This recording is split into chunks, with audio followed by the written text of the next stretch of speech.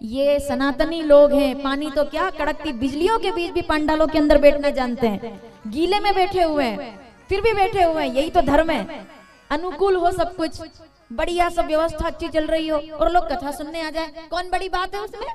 बड़ी बात तो तब है कि जब पानी गिर रहा हो, सिर पर पानी टपक रहा हो, एक एक साल के बच्चों को लेकर, 6-6 महीने के बच्चों को लेकर के माताएं पंडाल में बैठी है। इसीलिए उड़ीसा में जगन्नाथ विराजमान है, जगत के नाथ विराजमान है।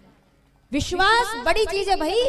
प्रतिकूल परिस्थिति में अगर आप धर्म को अपनाते हैं तो धार्मिक है आप। सुविधा में तो हर कोई जय श्री राम बोल देगा, बड़ी बात थोड़ी है उसमें। सबके पास सुविधा है, जय श्री राम जय श्री राम। आज जय श्री राम करना बहुत छोटी बात है, उस समय जय श्री राम करना बहुत बड़ी बात थी। जब 1992 में जरूरत थी, उस दिन जरूरत थी जय श्री राम बोलने की, 6 दिसंबर को, कि जिस दिन आवश्यकता थी कि गोलियां थी, बंदूकें थी, लाठियां थी, घर से निकाल निकाल करके मारा जा रहा था लोगों को, तब भी लोग कह रहे थे जय श्री राम जय श्री राम। और उसका परिणाम है अयोध्या का राम मंदिर। अयोध्या के राम मंदिर इस चकाचौंध में जो लोग आज दर्शन करने गए हैं वो तो केवल दर्शन करने गए हैं, जिनने मंदिर बनवाया है वो तो 1992 के लोग थे।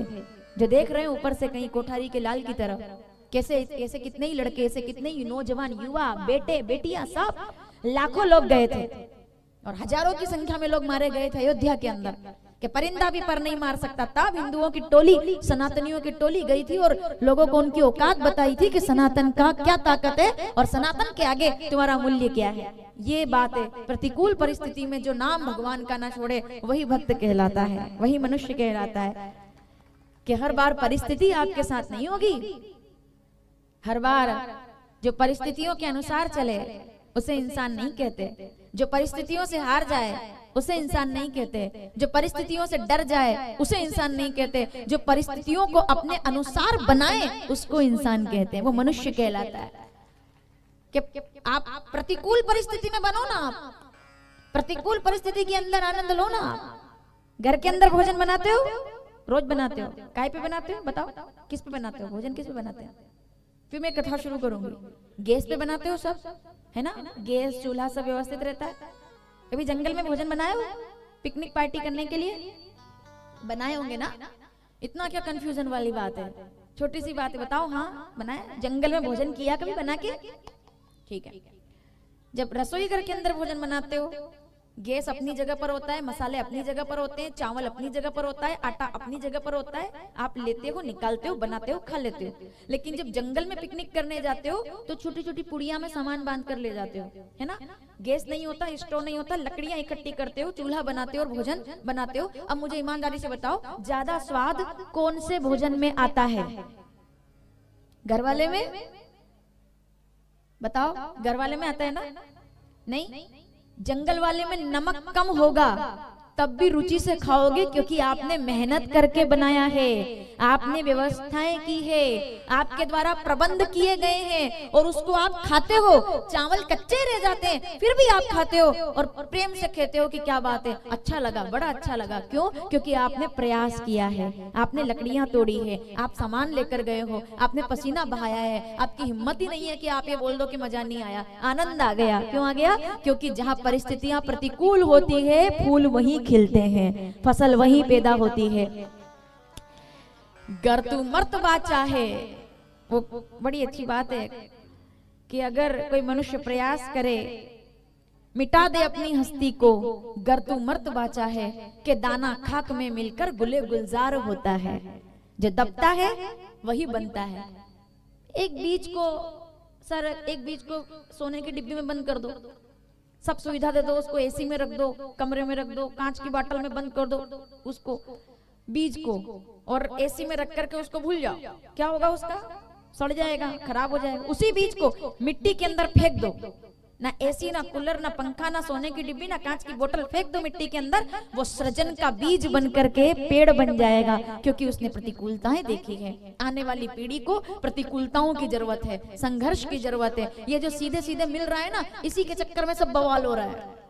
जो सीधे सीधे मिल रहा है हमारे हाथों में, सीधे सीधे आ रहा है, बच्चों को पता ही नहीं है संघर्ष क्या है। आज वो जन्म बाद में लेते, मोबाइल पहले आ जाता है उनके पास, चलना बाद में सीखते, माँ बाप साइकिल पहले ला देते, नहीं लाते हैं क्या?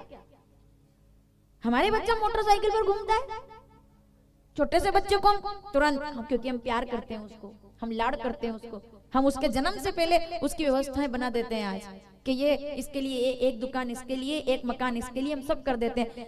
ईमानदारी से अपने बारे में सोचो, क्या आपके बाबूजी ने इतनी व्यवस्थाएं आपके लिए बनाई थी?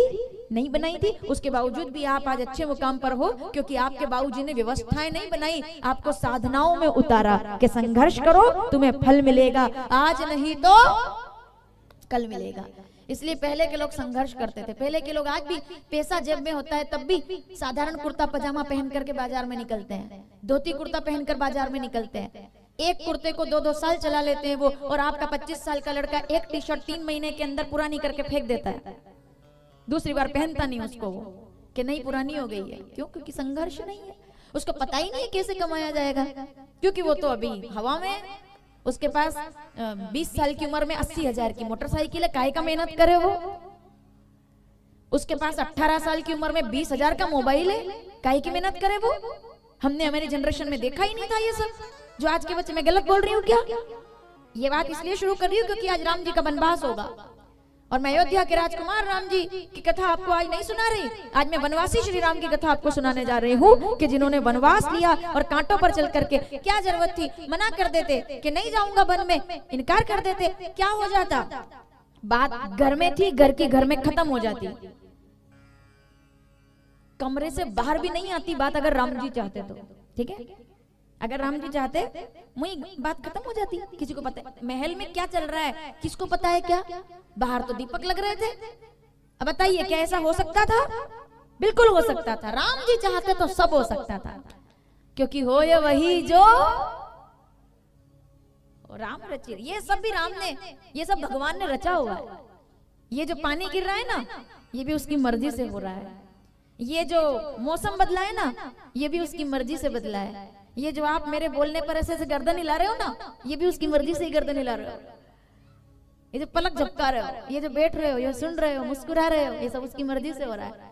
हम तो कठपुतलियों की तरह नाच रहे हैं बस, क्योंकि काम को हमद दम बना जाके। रामचरितमानस अरण्यकांड 15वां दोहा 6ठी चौपाई, नीचे वाली लाइन गोस्वामी जी ने लिखा, काम को हमद दम बना जाके, तात निरंतर बस में ताके, जिनके कपट दम्ब नहीं माया, जिनका हृदय पवित्र है, शुद्ध है, वहीं भगवान प्रकट होते हैं। और वास्तविकता यही है कि जिसने भगवान ईश्वरीय इच्छा पर खुद को ढाल लिया,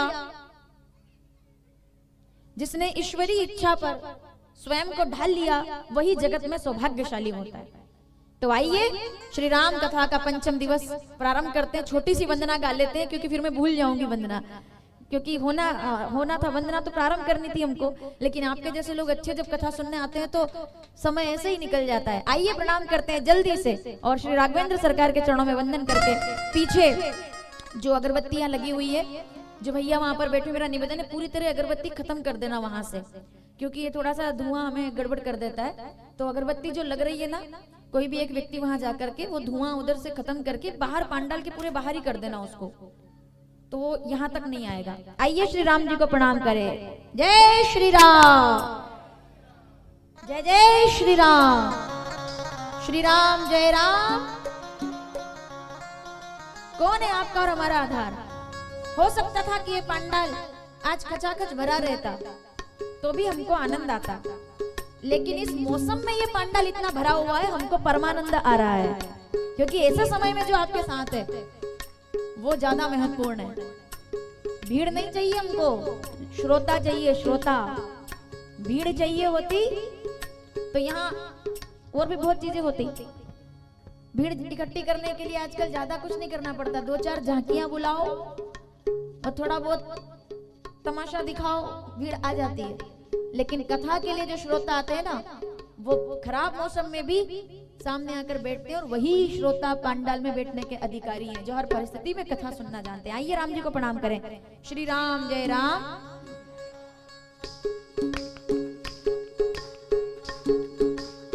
श्री राम हरिओम। जब तक यहाँ पर भजन चलता है तब तक जिदी की वाणी से खुश होकर हमारे सम्मानीय श्रीमान नीरज कुमार जी पांडे साहब अपने पिता श्री जगदीश जी पांडे की स्मृति में आजीवन सदस्यता लेने का संकल्प करते हैं। बहुत बहुत धन्यवाद, आभार। आप मंच पर आकर अपना अभिनंदन पत्र और कवच लेकर व्यासपीठ से आशीर्वाद प्राप्त करें। साथ ही मंच पर प्रणाम करने हेतु श्रीमान प्रमोद जी साहू आप अपने मित्र मंडली के साथ मंच पर पधार कर आशीर्वाद प्राप्त करें। श्री राधे।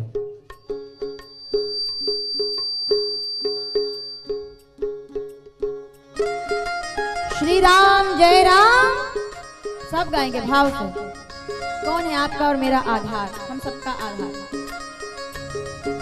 मेरे तो आधार राजा राम के चरणार विंद, मेरे तो आधार राजा राम के चरणार विंद, मेरे तो आधार राजा राम के चरणार विंद, मेरे तो आधार राजा राम के चरणार विंद, राम के चरणार विंद मेरे राघव के चरणार विंद, राम के चरणार विंद, राघव के चरणार विंद, मेरे तो आधार सीता राम के चरणार विंद, मेरे तो आधार राजा राम के चरणार विंद।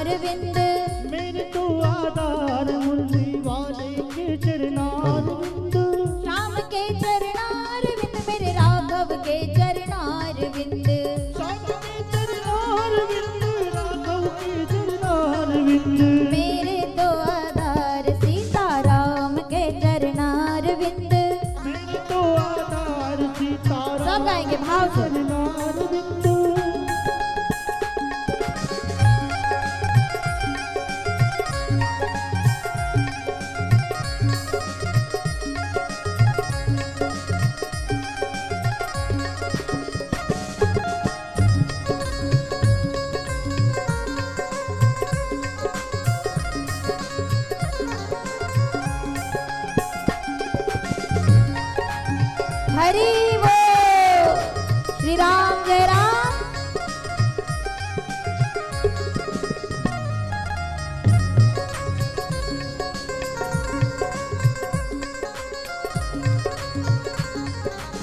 मेरे तो आधार भोले बाबा के चरणार विंद, मेरे तो आधार भोले बाबा के चरणार विंद, मेरे तो आधार भोले बाबा के चरणार विंद, मेरे तो आधार भोले बाबा के चरणार विंद, बाबा के चरणार विंद, अम्बे के चरणार विंद, बाबा के चरणार विंद, अम्बे के चरणार विंद, मेरे तो आधार अम्बे।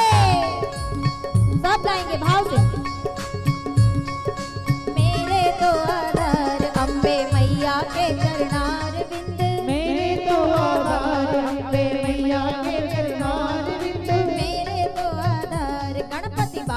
के चरणार बिंद। मेरे तो आधार गणपति बाबा। जय गणेश। आज गणेश जी महाराज का दिन है। कितने लोग गणेश जी को मनाना चाहते हैं? अरे गणेश जी मान गए तो सब मान जाएंगे। विघ्नहर्ता वही है। विघ्नेश्वराय वरदाय सुरप्रियाय लंबोदराय सकलाय जगद्दिताय नागदनाय श्रुतियज्ञ विभूषिताय गौरी सुताय गणनाथ नमो नमस्ते। श्री गणेश जी को प्रणाम करें। जय गणेश। और आइए श्री गणेश जी को बुलाएं। कोई भी काम करने से पहले जय श्री गणेशाय नमः महामंत्र है ये। कभी विघ्न आएगा ही नहीं। आना भी होगा तो टल जाएगा। गणेश जी का नाम सुन के विघ्न भाग जाते हैं। देवा आज पधारो श्री राम जी की धून में। देवा आज पधारो श्री राम जी की धून में। गणपति आज पधारो श्री राम जी की धून में। गणपति आज पधारो श्री राम जी की धून में। राम जी की धून में श्री श्याम जी की धून में। राम जी की धून में श्री श्याम जी की धून में। धन वर्षा बरसाओ श्री राम जी की धून में। वर्षा बरसाओ श्री राम जी की धून में। एकदम सीधे हाथ करके जय गणेश। मैं कहूंगी हेलो हाय छोड़िए, आप कहेंगे जय गणेश बोलिए। फोन उठाओ तो हेलो बोलने की क्या जरूरत है? क्या होता है हेलो? बोलो राम राम, जय गणेश, जय श्री कृष्णा, नमो नारायण, हर हर महादेव, नमः शिवाय, राम।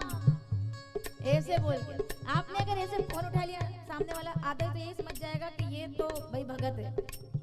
वैसे ही आपसे उल्टी बात नहीं करेगा कि भगत है ये। तो जरा ऐसे एक बार कहेंगे। अगर फोन आया तो क्या कहेंगे? हेलो हाय छोड़िए, जय गणेश, जय गणेश। दोनों हाथ उठाकर एक साथ जय गणेश, जय गणेश। और दोनों हाथ उठाकर ताली के साथ प्रार्थना करेंगे।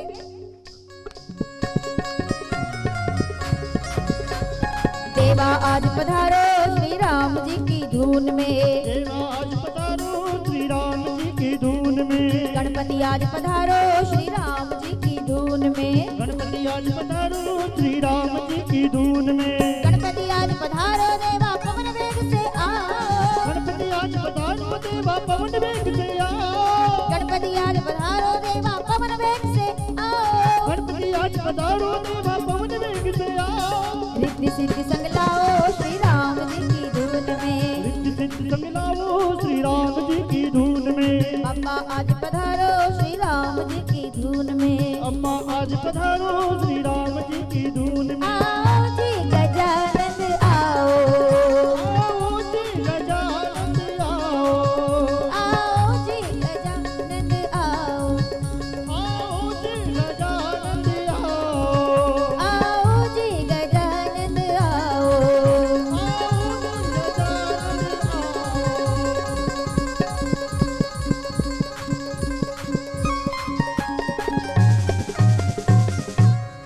जय गणेश। श्री राम जय राम। लोग कहते हैं कि भगवान का नाम लेने से जीवन में समस्याएं नहीं आती है, लेकिन देखिए बहुत क्लियर सी बात है। मैं भी ये बात आपसे बोल सकती हूँ और आपको खुश कर सकती हूँ कि आप भगवान का नाम लोगे तो जीवन में समस्या नहीं आएगी, लेकिन ऐसा नहीं है। समस्याएं जीवन में अगर आनी है तो वो आएगी। तो भगवान का नाम लेने से क्या होगा? भगवान का नाम लेने से अगर जीवन में समस्या आ भी रही है ना, तो भगवान का निरंतर जाप करने से समस्याएं और समस्याओं से निकलने की शक्ति हमें प्राप्त हो जाए, इसके लिए हम भगवान का नाम लेते हैं कि समस्या तो आएगी लेकिन अपने साथ समाधान भी लाएगी। इसलिए मैं आपका भजन करता हूँ। समस्या आना दिक्कत नहीं है, समस्या में मैं डूब ना जाऊं ये दिक्कत है। उस समय मेरे साथ रहना जब कोई ना हो, उस समय मेरा हाथ थामना जब कोई ना हो, क्योंकि ये दुनिया है, ये केवल सुख में साथी है, दुख में कोई काम।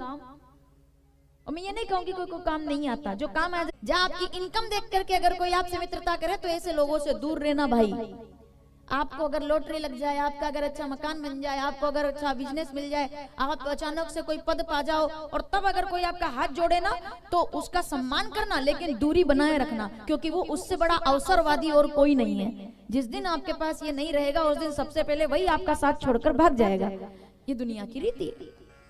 कोई आज अगर आपको नमस्कार कर रहा है आप साइकिल पर हो और आपको नमस्कार कर रहा है तो आपका अपना है, लेकिन आप साइकिल पर हो तब तो आप देखता नहीं, और आपने कार ले ली महंगी 30 लाख की, तब आपको राम राम करे, तो समझ लो कि ये आपको नहीं, ये कार को राम राम कर रहा है। तो और क्या, एक व्यक्ति की लॉटरी लग गई 10 लाख रुपए की। गरीब आदमी था, मजदूर, रोज लॉटरी का टिकट खरीदता था। एक बार लग गई। अब लग गई तो पहले गरीब था, ठेला चलाता था, कोई उसको पूछता नहीं था कुछ भी। बड़े बड़े सेठ, धनी, संपन्न सब लोग नगर के अंदर रहते, कोई उसको देखता तक नहीं। लॉटरी लग गई तो उसकी लॉटरी लगी 10 लाख रुपए की। आज से 50 साल पहले 10 लाख मतलब 10 करोड़ ज्यादा। तो 10 लाख की लॉटरी लग गई। तो जब वो अगले दिन निकला बाजार में, अच्छे बढ़िया कपड़े पहने उसने, अच्छे कपड़े पहनकर निकला, और जब निकला बाजार में तो जो देखे उसको वो नमस्कार करे, भैया जी नमस्कार, भैया जी नमस्कार, भैया जी नमस्कार। जो देखते नहीं थे वो भी नमस्कार। तो वो जवाब में क्या कहता, बोले बोल दूंगा। एक बड़ा सेठ सामने से आया, बोले भैया जी नमस्कार, उन्होंने कहा बोल दूंगा। आगे बढ़ा तो एक अच्छा जोहरी मिला, बोले भैया जी नमस्कार, बोले हाँ बोल दूंगा। एक उसके दोस्त ने उससे कहा भैया नमस्कार, उसने कहा हाँ बोल दूंगा। उसने कहा तू पागल हो गया, लोग तेरे को नमस्कार बोलते हैं तो बदले में तेरे को क्या बोलना चाहिए, नमस्कार। तुझसे कोई नमस्कार करता है तो तू बदले में बोलता है बोल दूंगा, बोल दूंगा। किसको बोल देगा, क्या बोल देगा। उसने कहा चल मेरे साथ अब मैं घर चलता हूँ। शाम हो गई, घर आया और घर में जो तिजोरी थी जिसमें 10 लाख रुपए रखे थे, तिजोरी का ताला खोला, दरवाजा खोल करके और दोनों हाथ जोड़ के बोला कि गांव के 15 लोगों ने आज आपको नमस्कार बोला है, मैं आपको उनका नमस्कार आप तक पहुंचाने आया हूं। बोले इसका क्या मतलब है। बोले वो लोग तो मुझे कल से पहले भी मिलते तो कोई पूछता नहीं था, अब मुझे नमस्कार कर रहे, मुझे नहीं कर रहे, मेरी दौलत को नमस्कार कर रहे हैं। ये नहीं रहेगी तो नमस्कार चमत्कार बंद हो जाएंगे। अगर कोई व्यक्ति आपके समय को देखकर आपसे नमस्कार करता है, अगर आपके पैसे को देखकर आपसे नमस्कार करता है, आपके पद को देख करके नमस्कार करता है, तो समझ लो वो आपके लिए बड़ा खतरनाक है, क्योंकि वो अवसरवादी आपका फायदा तो उठाएगा, लेकिन जिस दिन आपको जरूरत होगी ना उस दिन आपके काम कभी नहीं आएगा। इसी का नाम दुनिया है भाई। जब तक आपके पास पद है, पैसे वाला होगा ना, अब मैं क्या कहूं, थोड़ा कड़वा बोल जाती हूँ इस बारे में कभी कभी। पैसे वाला होगा, अगर धन वाला होगा, 3 पीढ़ियों के बाद भी रिश्तेदारी निकल जाएगी कि वो तो हमारे चाचा जी के, बुआ जी के बेटे, और सगा खून का रिश्ता होगा। और अगर वो गरीब होगा ना तो पास बैठा रहेगा, तब भी उससे किसी फैमिली फंक्शन में मिलेंगे तो बात तक नहीं करेंगे। ये क्यों, क्योंकि इसके पास तो गाड़ी नहीं है। और जो 3 पीढ़ियों पुराना रिश्ता है लेकिन करोड़पति है, हाथ जोड़ के जाएंगे, बोले मैं बुआ जी का बेटा हूँ आपका। कौन सी बुआ जी, बोले 3 पीढ़ियां। लेकिन ये कौन सा रिश्ता हुआ, ये पैसे वाला हुआ। एक बहुत अच्छी बात है, देखो अगर मुझे याद आ जाए, व्यावसायिक है संबंध उन्हीं से मधुर है जिनसे मुनाफा अधिक है। जिससे ज्यादा फायदा होगा वहां लोग आगे बढ़ करके रिश्ते बनाएंगे, और फायदा नहीं होगा तो सगे भाई को भी ठुकरा देंगे कि नहीं ये मेरे काम का नहीं। तो आज अगर सबसे ज्यादा जरूरत है तो वो है, हर मनुष्य किसके पीछे भाग रहा है कि भैया बाप बढ़ाना, भैया सबसे बड़ा रुपया। ठीक है, विरोध नहीं है इसका, धन का विरोध थोड़ी है। मैंने कभी नहीं कहा कि पैसे का विरोध है, पैसे का विरोध नहीं है, धन कमाना बुरा नहीं है, धन तो सबके पास होना चाहिए, लेकिन धन के चक्कर में बावले मत हो जाना, बस अपनी जिंदगी मत खो देना, क्योंकि धन बहुत छोटी चीज है, आप बहुत बड़े हो। मेरी बात को क्लियर समझना बहुत ध्यान से। धन, पैसा, प्रतिष्ठा बहुत छोटी चीजें हैं। अगर कुछ जीवन में कमाने के लायक है तो वो है अच्छे संबंध, अच्छे लोग, अच्छे रिश्ते, अच्छे आपके अपने, जो आपके एक वचन पर जान देने को तैयार हो जाए, वही आपकी सबसे बड़ी संपत्ति होते हैं। वो आपके लोग जिस पर आप विश्वास कर पाते हो, भरोसा कर पाते हो। और आज सब मिल जाता है लेकिन लोग नहीं मिलते, या आप मानेंगे इस बात, सब मिल जाते लोग नहीं मिलते। कौन कहां कब गद्दारी कर जाए कोई ठिकाना नहीं, कितना भी कुछ कर लो किसी के लिए, लोग नहीं मिलते। और पहले लोग होते थे, जो बूढ़े बुजुर्ग लोग बैठे उनको तो पता है, पहले लोग होते थे, ईमानदार खून के अंदर होती थी, आंखों में नीयत साफ दिखाई देती थी कि ये क्या चाहता है, ये जब बोलता है वैसा ही करता है। मेरे राम इस जगत को बताने आए हैं कि भाई इंसान बनना है तो ऐसा बनो। कहकर नहीं बताया उन्होंने, चलकर बताया कि मैं स्वयं करके बताता हूँ कि कैसे जीना चाहिए, और उसी का परिणाम श्री राम वनवास। मैं आपको जिस कथा की तरफ ले जा रही हूँ, मेरा सबसे प्यारा प्रसंग है, इसको बहुत ध्यान से सुनिएगा। जब ते राम ब्याही घर आए, बाबा कहते हैं चलो अयोध्या चले। अयोध्याधीश की आनंद हो गया अयोध्या के अंदर, भगवान आ गए विवाह करके, चारों भाई और चारों सब राजकुमारियों के साथ उनका विवाह हुआ है, तो वो आ गए। अब जब आए तो अयोध्या के अंदर तो आनंद हो गया, दिवाली बन गई फिर से। राम जब ते राम ब्याही घर आए, नित नव मंगल मोद बताए, रोज आनंद हो रहा है। तीनों माता इंतजार कर रही है, बेटे बहू आने वाले हैं, बेटे बहू आने वाले हैं। सोचो माताओं कितनी खुशी होती है एक सास को जब बहू घर आती है। उससे ज्यादा तब खुश होती है जब उसके घर बेटा होता है ना, संतान होती है, बेटा हो या बेटी संतान होती है। लेकिन उससे भी ज्यादा वो तब खुश होती है जब उनके घर में बहू आती है। ये बहू आने वाली है, हमारी बहू आएगी। कितनी आंखों में चमक रहती है, बहू आएगी। कितना इंतजार करती है, बहू आएगी। बहू आएगी तो क्या करेगी? बहू आएगी तो गरम भोजन सामने आएगा। हंस रहे हो आप तो। बहू आएगी तो सेवा करेगी, बहू आएगी तो 5 बजे उठकर तुलसी में दीपक लगाएगी, बहू आएगी तो सबको प्रेम से सत्कार करेगी, सम्मान करेगी। बहू आएगी तो चंद्रमुखी बन करके और पूरे घर को एक सूत्र में बांधने का काम करेगी। बहू आएगी। हालांकि ये पहले की बात थी, अभी थोड़ा सा गड़बड़े मामला। पहले चंद्रमुखी आती थी, अभी भी आती है, ऐसा नहीं, यहाँ तो सब चंद्रमुखी बैठी है। हालांकि मेरे 2 दिन और बाकी है इधर अभी, और निकलती भी इधर से ही हूं मैं, तो मैं ये नहीं कह सकती कि यहाँ सब चंद्रमुखी है, ये तो है। लेकिन पहले चंद्रमुखी वास्तव में होती थी। चंद्रमुखी मतलब कौन? कि जब तक आकाश में चंद्रमा है तब जाग जाए। 5 बजे 4 बजे उठ करके स्नान करके, और पहले मैं तुलसी तेरे आंगन की, और वो ऐसे पहले पिक्चरों में भी वही दिखाते थे नहीं क्या, नदिया के पार बहू आई है। देखिए आपने नदिया के पार, क्या गजब की मूवी है। मतलब पूरी मूवी का बजट होगा 1-1.5 लाख रुपए का। क्या था उस समय, एक कच्चे से मकान में शूटिंग हो गई पूरी। कौन दिशा में, देखिए, देखनी वास्तव में देखने के लायक है। कच्चा सा मकान, उसमें एक वेद जी की बेटी आती है, वेद्य जी की बेटी, मतलब अच्छे घर की, पक्के मकान की बेटी, लड़की आती है वो, और बड़ी बेटी उनकी शादी कर देते हैं वो अच्छे से एक बेटे के साथ। फिर वो उस घर को संभालती है जिसमें कोई नारी नहीं थी, मतलब सास नहीं थी, कोई एक भी लेडीज उसके अंदर, उस घर के अंदर, महिला उस घर के अंदर नहीं थी। और तब वो आती है, पूरे घर को जमाती है, रसोई को जमाती है, और फिर सुबह सुबह हलवा बना करके, और जो बड़े ससुर होते हैं, बड़े पापा, वो उनको हलवा खिलाती है, और जो देवर होता है उसको बेटे के समान दुलार करती है। वो क्या था, वो एक परसेप्शन था कि भाई बहू ऐसी होती है ना, ऐसा दिखाया गया कि बहू ऐसी होती है। उसको चंद्रमुखी कहते हैं। जब 5 बजे उठे और तुलसी में दीपक लगाया, फिर उसके बाद आने लगी सूरजमुखी। अरे सुनो, सूरजमुखी का मतलब क्या है? जो 8 बजे उठे, और वो भी एहसान करते करते 8 बज गए, और सासू माँ जब तक 10-15 बार बर्तन ना पटक दे तब तक वो उठे ही ना, क्योंकि सासू माँ को तो आदत है जल्दी उठने की, तो उठे ही ना तब तक, जब तक वो सासू माँ पूरे घर का झाड़ू लगा। मैं सही बोल रही हूँ, ऐसे है आज भी घर। वो बूढ़ी सास आधे घर की सफाई कर दे तब तो वो कमरे से बाहर आती है लिपस्टिक लगा के, तैयार होके, काजल बिंदी। मैं गलत बोलूं तो मुझे बता देना। वो बूढ़ी अम्मा, उसकी उसकी कमर झुक गई है उस मकान को साफ करते करते। उसका काम नहीं था ये उस अम्मा जी का काम नहीं था। उनका काम था दीपक लेकर के मंदिर जाना, पर वो क्या कर रही है? झाड़ू लगा रही है। क्यों? एक अच्छी कड़वी बात बोलूंगी मैं, चाहे किसी को भला लगे या बुरा लगे, मुझे कोई फर्क नहीं पड़ता, लेकिन मैं बोलूंगी। और ये बात चाहे तो पहुंचा देना जहां तक पहुंचाना हो। वो बूढ़ी अम्मा 5 बजे उठकर झाड़ू लगाती है। वो सास जिसने सपने देखे थे 1.5 महीने पहले कि मेरी बहू आएगी तो ऐसा ऐसा होगा, ये होगा, वो सास गली में झाड़ू लगा रही है, पोछा लगा रही है। रात के झूठे बर्तन जो बहू ने पटक दिए थे, क्योंकि ये घर से सीख कर नहीं आई है कि रात में घर के झूठे बर्तन नहीं रखे जाते हैं, तो वो सुबह सुबह साफ कर रही है। और इतना ही नहीं, झाड़ू लगा रही है। और इतना सब करने के बाद जब उसका लड़का, उसका बेटा 9 बजे उठ कर के आ रहा है, तो मुस्कुराकर पूछ रही है, बेटा क्या खाएगा, क्या तेरे लिए बनवाना है? मुस्कुराकर बात कर रही है।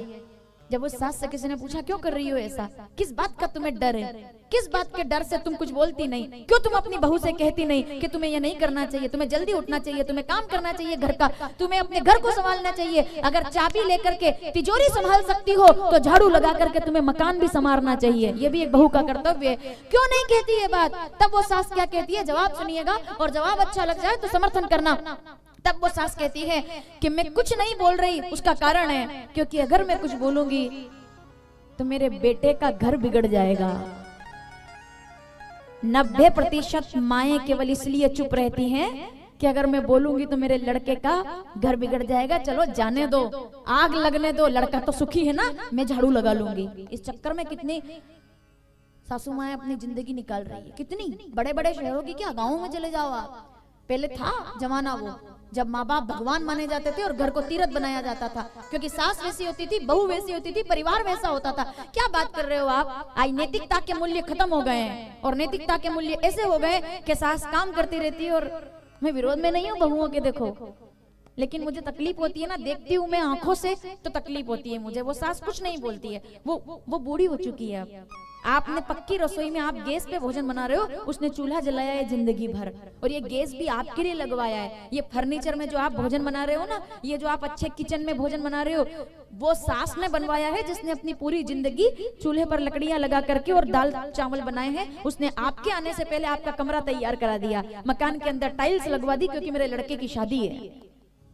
दुख की बात यह है कि वो सब काम करा देती है, मकान तैयार करा देती है, घर तैयार करा देती है, और उसके बाद बहू उसको वृद्धाश्रम में बिठा देती है।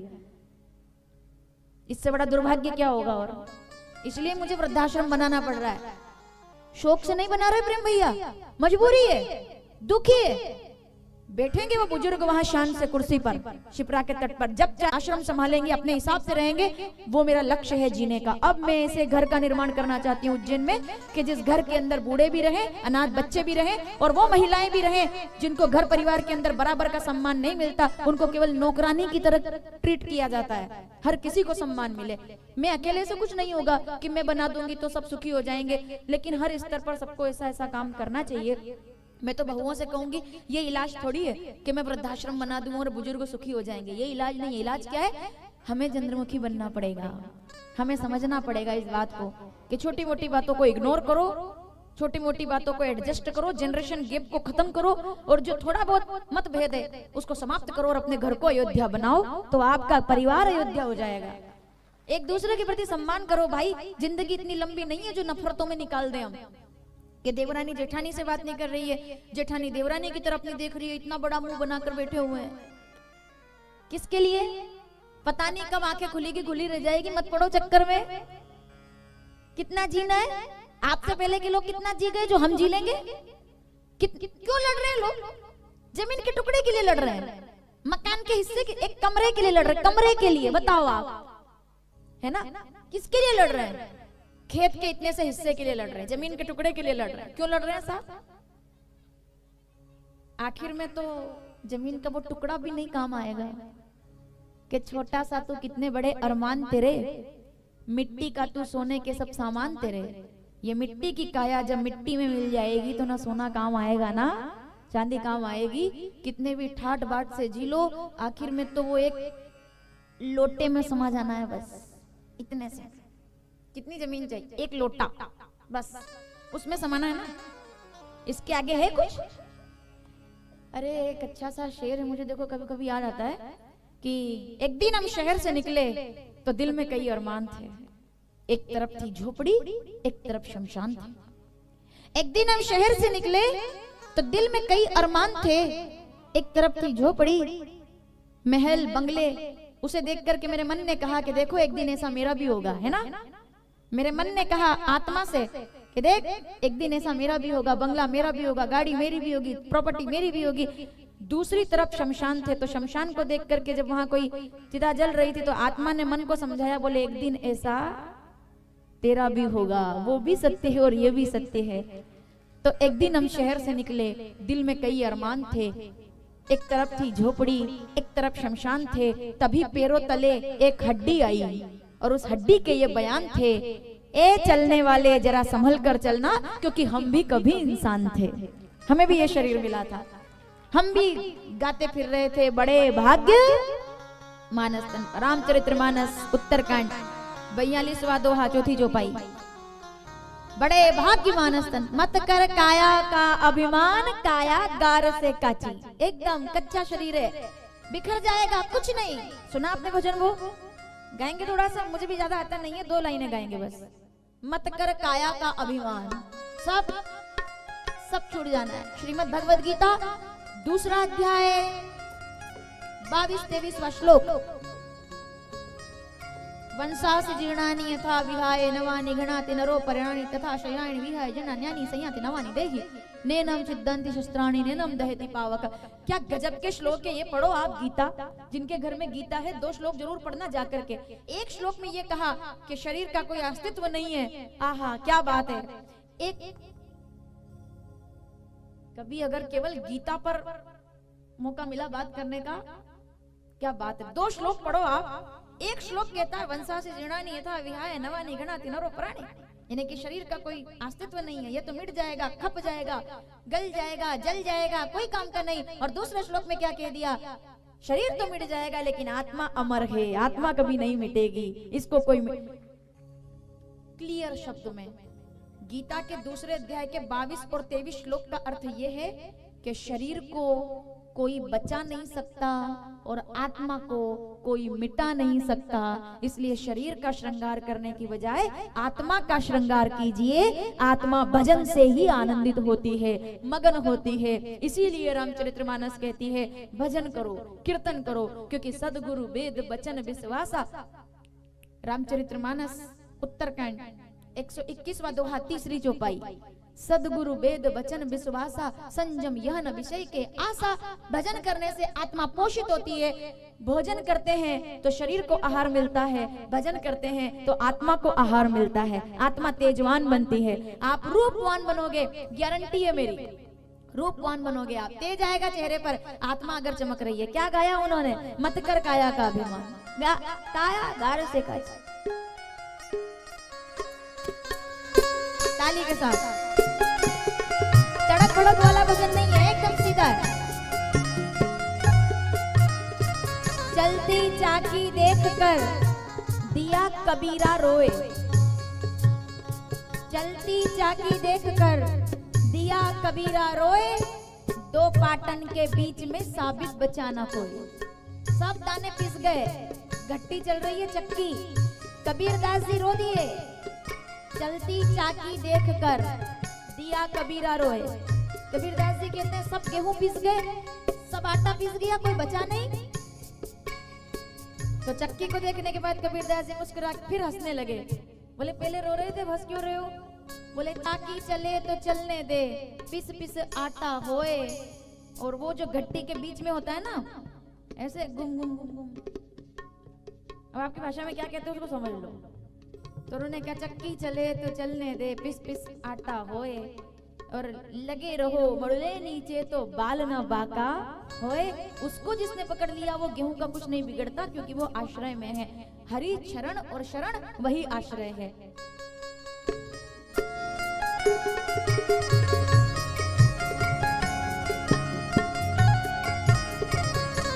मत कर काया का अभिमान, मत कर माया का अभिमान, काया गार से काची।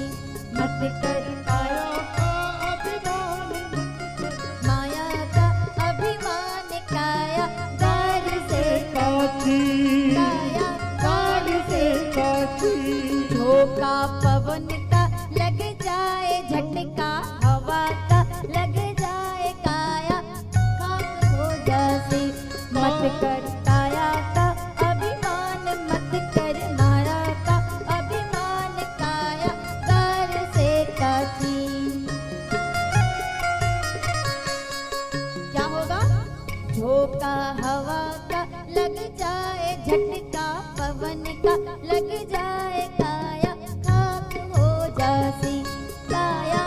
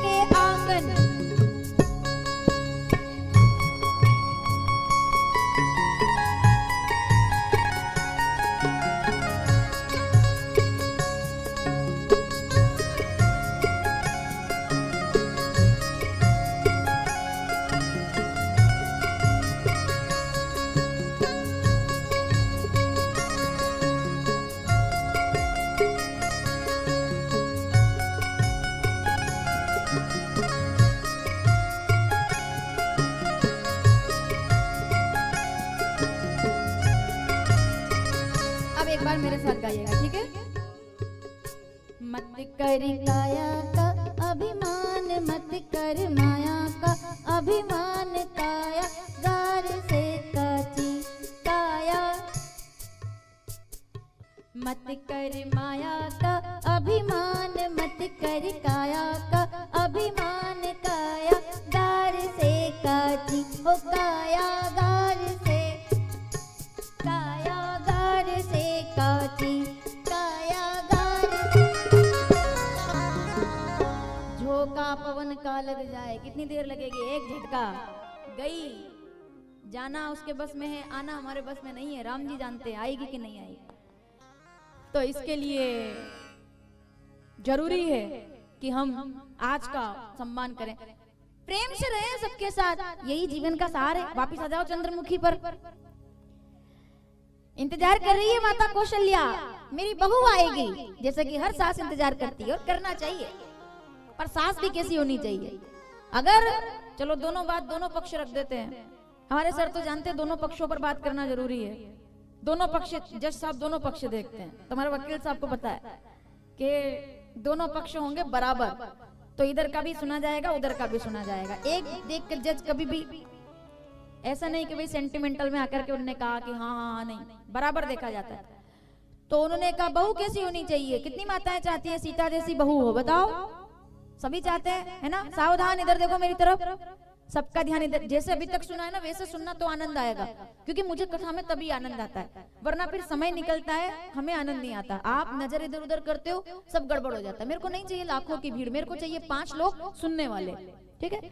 आपकी नजर मेरे ऊपर रहती है, मैं पांडाल के अंदर भी 5 लोगों को देखकर कथा करती हूँ। 5 लोग हमें से आंखों से चयन कर लेते हैं कि पूरी कथा इनको देखकर होगी। श्रोता लोगों को हम पकड़ लेते हैं इधर से। बहुत लोग बैठे रहते हैं, लेकिन पकड़े कुछ जाते हैं कि कौन सुन रहा है, कौन सुन रहा है, कौन समझ रहा है, कौन सो रहा है, सब दिखता है इधर से। तो इसके लिए एकदम ध्यान बराबर इधर लगा कर रखोगे, समझ में आएगी कथा, ठीक है ना? इतनी ठंड में बैठे हो, परेशान भी हो रहे हो, तो फिर सुनो।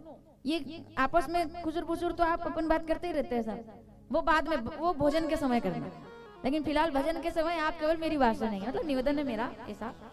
सावधान, सब माताएं चाहती है कि बहू सीता जैसी हो। मैंने बोल भी दिया कि हाँ, बहू को सीता जैसी होना चाहिए, लेकिन सीता जैसी बहू भी उन्हीं को मिलती है जिनके घर में सास कौशल्या जैसी होती है। सास को भी कौशल्या होना पड़ेगा, सास को भी थोड़ा नरम होना पड़ेगा, सास को भी थोड़ा परिवर्तन करना पड़ेगा, सास को भी थोड़ा समझना पड़ेगा, सास को भी नई नई बहू आई है तो उसको मौका देना पड़ेगा, सास को भी थोड़ा थोड़ा माफ करना पड़ेगा। कभी कभी सब्जी में तीखा ज्यादा हो जाए तो सिर पर हाथ फेर कर कहना पड़ेगा कि बेटा कोई बात नहीं, कोई भी सीख कर नहीं आता, सब सीखते हैं, सिखाए जाते हैं, ये सास को भी कहना पड़ेगा।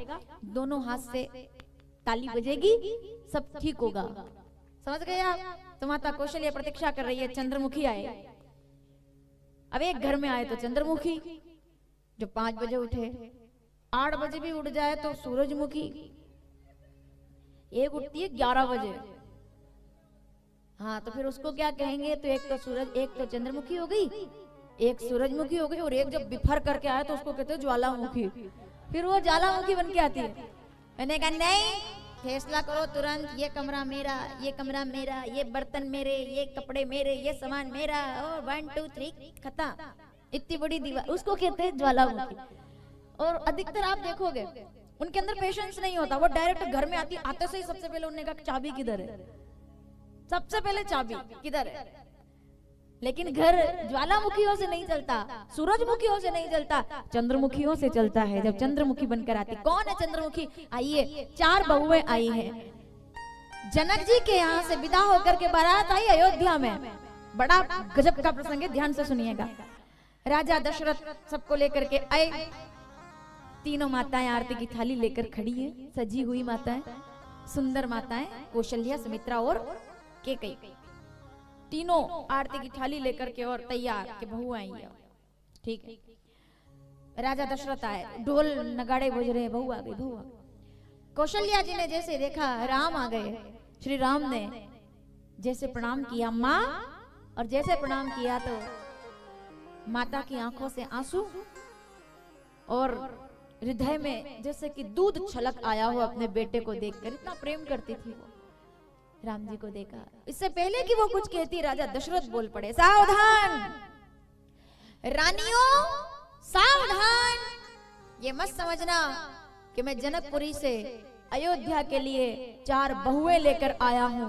नहीं, मैं जनकपुरी से बहुएं लेकर नहीं आया, मैं अयोध्या की 4 बेटियां लेकर के आया हूं। इनको बेटियों के समान रखना। ये दूसरे घर की 9 वधुएं हैं, इनको बेटियों के समान, जैसे आंखें रखती है तारे को, पलके रखती है ना, ऐसे पलकों के समान रखना। रानी, इनको बेटियों के समान प्रेम देना, इनको कभी कोई कष्ट ना हो, इनकी आंखों में आंसू ना हो, क्योंकि सावधान, सीने से निकाल कर अपनी जान देता है, भाग्यशाली होता है वो पिता जो कन्यादान देता है।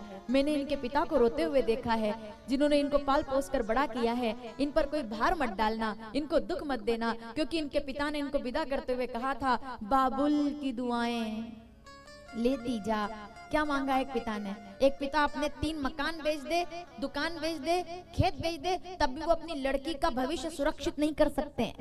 जरूरी नहीं है कि उसने सब दे दिया तो उससे वो लड़की सुरक्षित हो जाएगी या व्यवस्थित हो जाएगी, वरना इससे बड़ा उदाहरण नहीं है कोई। राजा दशरथ, राजकुमार श्री राम, और बाद में मिला क्या? 14 वर्ष का वनवास। किसने सोचा था? जनक जी ने सोचा था कभी कि मेरी लड़की 14 साल तक जंगल जंगल भटकेगी और विदेश में जाकर के 11 महीने तक तड़पेगी, रोएगी? क्या कभी जनक जी ने सोची थी ये बात? नहीं सोची थी। लेकिन फिर क्या हुआ? वनवास हो गया। इसका मतलब यह है कि कोई भी पिता सब कुछ कर सकता है, लेकिन ये तय नहीं कर सकता कि बेटी सुखी रहेगी कि दुखी रहेगी। ये उसके भाग्य पर निर्भर करता है कि क्या है। तो माता सीता और सब बहुएं आई। दशरथ जी कहते, इनको बेटी के समान रखना। कौशल्या मुस्कुरा कर, राम जी आए, प्रणाम किया। माँ, आपने सुना पहले ये प्रसंग कभी? शायद कहीं सुना हो, मैं कोशिश करती हूँ आप तक पहुंचाने की। माँ को प्रणाम कर लिया भगवान। माँ सबसे पहले कौशल्या जी, तो सीता जी ने भी सबसे पहले कौशल्या जी को प्रणाम किया। माँ धीरे से बोली तो कौशल्या जी ने अपनी बहू का घूंघट उठा करके दर्शन, सास देखती है ना अपनी बहू, मुंह दिखाई, तो मुंह दिखाई के लिए जैसे घूंघट उठाया तो देखिए घूंघट उठाते ही चंद्रमा के समान सखिन मध्य सिय सोहती कैसे, छबिगन मध्य महा छवि जैसे, चंद्रमा की तरह। सीता जी की सुंदरता का क्या कहें भाई, लक्ष्मी है स्वयं। कितनी सुंदर होगी? तो उतनी सुंदर है जितनी सीता जी को होना चाहिए। सुंदर, छोटी सी बहू, ठीक है ये। और जैसे देखा कौशल्या जी कहती है, सीता मुंह दिखाई है, क्या दूं तुम्हें? सोने से लदी हुई आई हो, एक सोने का सेट भी दे दूंगी तो क्या है? क्या कमी है तुमको? क्या दूं? सोना दूं, चांदी दूं, हीरे दूं, मोती दूं, कोई काम नहीं तुमको इन सब का, क्योंकि तुम इन सब से ऊपर हो। तो सीता जी सकुचा गई, क्या मांगे? तो कौशल्या जी कहती है, चलो ठीक है, तुम तो कुछ नहीं मांगोगी, लेकिन फिर भी मेरे पास बरसों से एक मणि रखी हुई है। माताओं सावधान, अब जरा सुनिएगा। मेरे पास एक मणि रखी हुई है, वो मणि मैं तुमको देना चाहती हूँ। बेटी वो मणि अब तुम संभालना। तो सीता जी ने मना कर दिया, ऐसे गर्दन हिला दी, बोले नहीं मैं तो कहाँ मणि संभाल पाऊंगी, मैं कैसे मणि संभालू? तो ऐसे कि नहीं कोई जरूरत। तो कौशल्या जी कहती है, नहीं मैं तुम्हें अमूल्य मणि देना चाहती हूँ, वो मणि अब तुम संभालना। तो अब ज्यादा मना भी नहीं कर सकती, ससुराल का मामला है। तो वो पहले वाली बहू है, अभी वाली बहू थोड़ी है कि घर के अंदर बाद में जा सेल्फी ले ले। आजकल तो तड़क भड़क वाला मामला है ना, आजकल तो बहू नाचते नाचते ही आती है, वो कहीं तो बुलेट पर आती है, बुलेट पर। देखा आपने चश्मा लगा के बहू आ रही है, बहू पढ़े लिखे लोग हैं साहब, पैसे वाले लोग हैं, कुछ भी कर सकते हैं। वो आती है एकदम तैयार होके चश्मा लगा के, और चश्मा लगा के बुलेट पे। बहू कहाँ है? पहले लड़का घोड़ी पर आता था, अब वो दुल्हन है ना वो बुलेट पे। पहले तो आती है, वो 9 बजे का टाइम है तो 11:30 बजे पार्लर से आधे लोग भोजन करके चले जाए, तब तक बहू का ठिकाना। फिर बहू जब आती है तो एकदम तड़क भड़क। सबकी बात नहीं है, लेकिन आजकल आप शादियों में जो तमाशा चल रहा है देख रहे हो ना, प्रदर्शन, कितना प्रदर्शन। हम खुले दिमाग के लोग हैं, हम फ्रैंक लोग हैं, हम नहीं मानते ये सब। क्या होता है घूंघट लगाने से, क्या होता है पर्दा रखने से? हम फ्रैंक लोग हैं। हमारी बहू दुपट्टा भी नहीं डाले तब भी कोई बात नहीं, क्योंकि हम फ्रैंक लोग हैं। इन 2-4 पढ़े लिखे लोगों के चक्कर में पीढ़ियां बर्बाद हो रही है। इनको देख करके कई घरों के अंदर विघ्न पैदा हो रहे हैं, क्योंकि फ्रैंकनेस का मतलब कभी ये नहीं है कि अपनी मर्यादा और अपने संस्कारों को पैरों में कुचल करके आप इतने फ्रैंक मत हो जाना कि आप प्रदर्शन में मजाक का जरिया बन जाओ। लोग मजाक करेंगे,